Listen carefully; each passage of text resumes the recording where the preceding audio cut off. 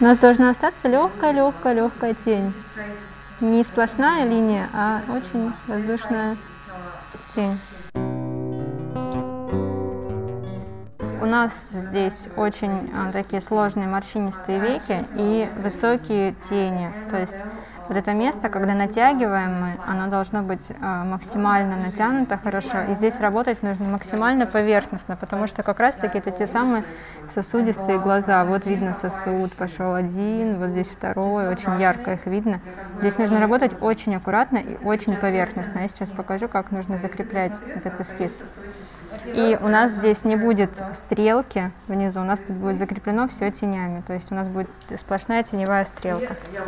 Мы берем светлый пигмент какой-нибудь, разбавляем его с водой хорошо и начинаем мягкими такими движениями закреплять. Натягиваем хорошо кожу локально и слегка касаясь кожи закрепляем нижнюю линию.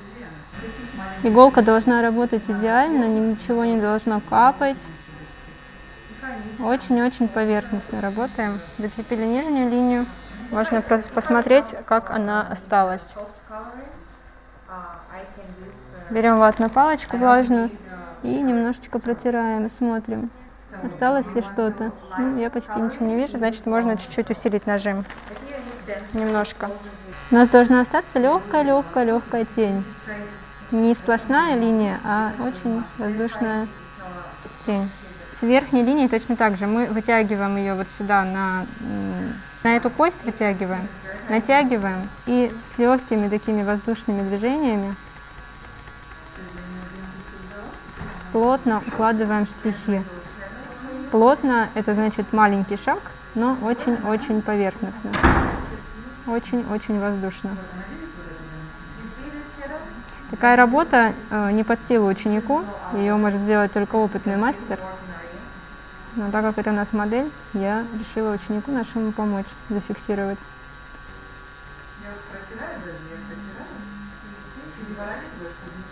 В принципе, с такими веками можно даже без анестезии работать. Можно вот это легкое напыление сделать без предварительной анестезии. Тут главное локально натягивать участок кожи, на котором вы работаете.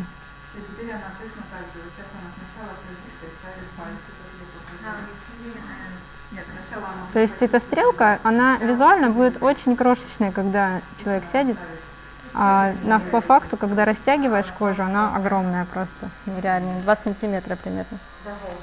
Тут, где у нас сосуды, мы работаем очень-очень воздушно,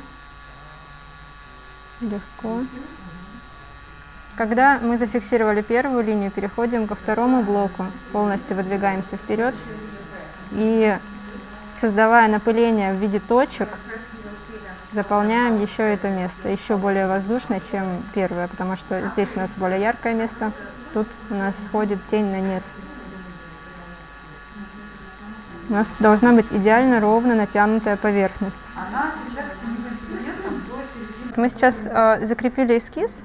Вот так должен выглядеть эскиз после закрепления.